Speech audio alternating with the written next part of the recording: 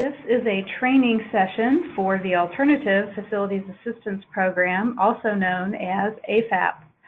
Our presenters today are Melanie Drupp, Chief of Planning, David Chauvin, Chief Operations Officer, and Sean Smith, Chief Financial Officer. We'll begin with our agenda. Yes, today we are going to cover the background, the comparison of AFAP to other programs, funding, and the 5 program steps. To give you a little background, we have 659 K-12 districts and vocational districts. We have served to date 398. Remaining to be served are 261 districts. We have received feedback from the districts we have been yet able to serve, and the lapsed and deferred districts have had some difficulty raising their local shares for the full master plan.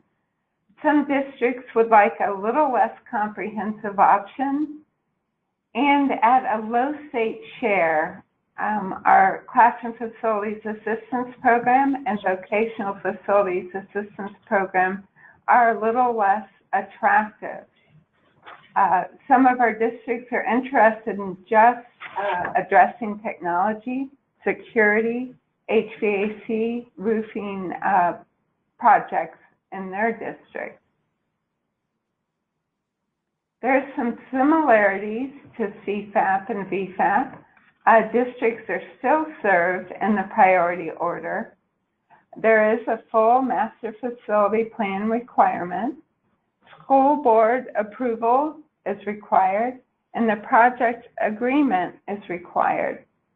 Waiting period for future OFCC programs is 20 years after the project agreement is signed.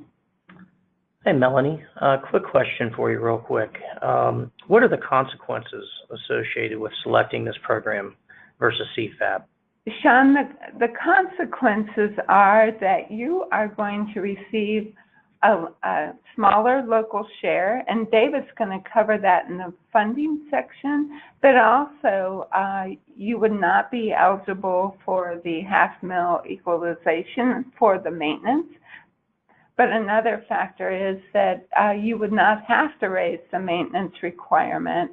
And then you are just going to be doing a discrete scope, a small piece of work, rather than doing a complete fix. Great, thank you. This program is eligible for any district that has not signed a project agreement. Scope can be a portion of the master plan. And the funding is 1-to-1, state and local, rather than the local share based upon the equity list. So it's 50-50. The school board requires a 4/5 rather than a simple majority on the resolution. District administers the procurement and construction, and it is a reimbursement program.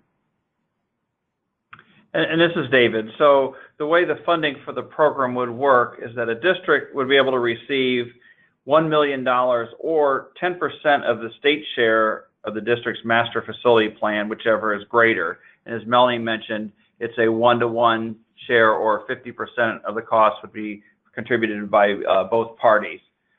I want to give you an example here on the next slide. So for example, if the master facility plan for a district was $50 million and the local share was 70% and the state share was 30%, we would calculate that out, as there on the slide, 35 million local and 15 million state. And then from that, we would go ahead and calculate 10% of the state share of 15 million in this case, times 10% would be $1.5 million would be what the state would contribute under the AFAP agreement, which is greater than 1 million. And then the local share would be the 1-to-1 match, or 50%, would be 1.5 million for a total AFAP project plan of $3 million. Okay, there are 5 program steps. We would outreach the district and ask for the district's consideration of entering into an active planning process. We would look to the district to provide a decision on whether they wish to move forward with this program and issue an application, the project agreement and funding, project administration. Outreach and activation. OFCC will email a notice to the district asking them if they wish to enter into active planning process. The district board would act on a resolution indicating their intent. They would do this within 45 days of the outreach notice. We would ask which of the OFCC commission meetings they would like to seek approval for, and then the estimated date in which they were going to seek their local share. Active planning. Active planning consists of 3 steps. The actual condition assessment of each of the district's buildings. We utilize architects and engineers to actually assess the facility, and we look utilizing our assessment standards. There's 23 systems that we look at, including HVAC, technology, plumbing, electric, safety, security, structures, and ventilation. So we look at a wide variety of important systems in the building. And then we do a 10-year enrollment projection. We receive 9 years of data from the Department of Education. We will ask for 1 year of data from the district. So we look at that 10-year history and look at the survival ratios. We look at birth data. We'll look at what kind of development is going on in the community. Is there a highway ramp going into your area? Is there a big business? So we look at all those factors and we project out for 10 years. We take those 2 data points and then develop a master facility plan utilizing the guidelines in the Ohio School Design Manual. We will develop square footage for each of the buildings based on the population that will be housed in the building and the grades. And then we will develop a budget for each of those buildings that will define a scope. Hey, Melanie, Sean again. So just to make sure I understand, a master facilities plan is required before a district can enter into the AFAP award process. That is correct, Sean. And the reason that is necessary is they will understand what the complete fix is for their district, and then that will allow them to determine if they would like to just do a segment or a AFAP portion of the project in lieu of the complete fix. Thank you. Yes, and then I would just say there that I think the intent of the program is to make sure the district understands the importance of this decision and what they would be giving up in the process. That is correct, David. Thank you. We would ask that our districts, if they are considering the Alternative Facility Assistance Program, that they work with an architect to develop that scope and budget. Because it'll be very clear from our assessment how much it's going to cost to totally replace your HVAC system, but maybe you're just wanting to replace a boiler, or maybe you're just wanting to replace part of the structure. So the scope must be consistent with your master facility plan, and we can't recommend enough that you need to work with a design professional to define that scope for the AFAP program.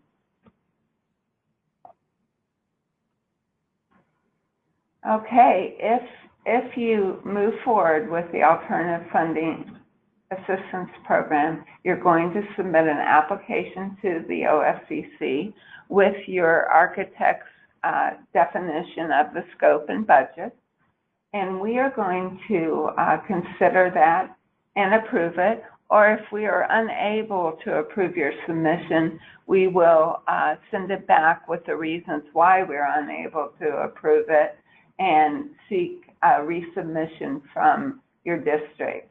Once state funds are available, we will issue a notice of conditional approval. We will ask that you pass a resolution to participate by a minimum 4/5 of your board. Now, that resolution is going to contain the scope and budget of the complete master facilities plan, as well as your AFAP discrete portion and budget, because we want to make sure your board, your community understands that you're foregoing a complete master plan fix. The project agreement, similar to our other programs, we'll enter into a project agreement that will set forth the scope and budget, state and local funding portions, the reimbursement procedure, contract administration requirements, the appropriate use of the facilities that we build, state interest and cooperative use in the project, clawback provisions, and general requirements. Well, you know, we kind of spoken about eligible work. We need to talk about ineligible work, and this will be included in your project agreement as well. But scope that would not result in a complete operable system would not be something that could be included. Work on buildings not included in the approved master facilities plan. Work on buildings slated to be abated and demolished in the master plan. Material upgrades to building systems that are not consistent with the Ohio School Design Manual. Additional facility space not supported by your enrollment projection. Items listed in the Ohio School Design Manual as ineligible or planned for. Those would be things such as an auditorium, bleachers for your track and field events, improvements not having a useful life consistent with the bond requirements, including maintenance and minor repairs. Now, David or Sean, what would be the length of the bond typically for our state bond? Yeah, this is David. So typically all of our school bonds are 20 years, and those would be general obligation bonds that we would issue to pay for these projects. Okay, so we need to have a useful life of the system at least 20 years. That's correct. And then furniture, if it is not part of an addition, then that is ineligible for this program. Funding, the district, you're able to fund your local share through any legally permissible means. You may elect to take less than the maximum state share if it's necessary for you to match. Reimbursement will be proportional to the overall project size. So this is David, I want to make sure we understand here that what we would ask of the district at this point in the process is that they would have their full local share available at this point, whatever that share would be, and that would be deposited in the project construction fund at the onset of the project. And this is Sean. Before we move any further, Melanie, to your point earlier about 20 years of useful life for the asset, yes. How would the maintenance portion that's normally required be affected under this program? Sean, under the Alternative Facility Assistance Program, there is no maintenance requirement. And so something else a district entering this program is foregoing is the half-mil equalization payment if, in fact, they were eligible. But we would definitely encourage, this is David, that the district does put an emphasis on maintaining these assets that were funded jointly through the state and the local district. Yeah. Okay, project administration. AFAP projects are going to be administered solely by the district. That includes design, the competitive selection and bidding process, contract awards, the management of the project, claims management, project closeout, and post-construction issues. Reimbursement funding from the state for eligible work that has been completed. It will be quarterly unless we agree to otherwise. It'll be pro rata based upon the state share, which will usually be 50%. But if you are building a $20 million building and we are providing $2 million of that building, that reimbursement will be over the course of the $20 million project. It will not be upfront. And then final payment will be provided after the project is operable and complete. The project agreement will also include the reporting requirements, project closure, and auditing. So today, we have talked about the background or the reason for the program. We've compared it to other programs. We've described how the funding works and the 5 program steps if you are interested in entering the program. And for more information, or if you have questions, please contact Melanie Drupp, Chief of Planning, at this contact information below, or refer to the section of the ofcc.ohio.gov website for the AFAP information that is available there to you. Thank you for joining us today.